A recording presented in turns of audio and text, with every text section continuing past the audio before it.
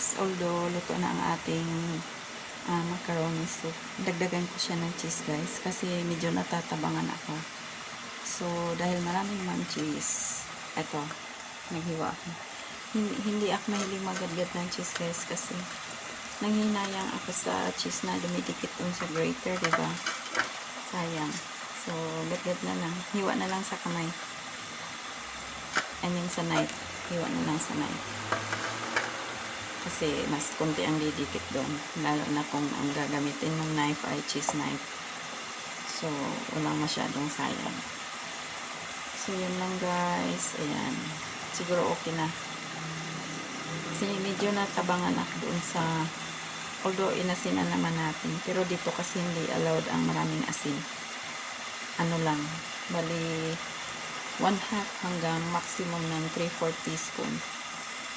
Hindi na pwedeng aabot ng 1 teaspoon kasi magbababa tayo ng BP.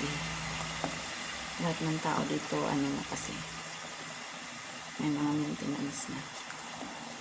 So thank you so much for watching guys. Sana mag-subscribe kayo. Thank you so much.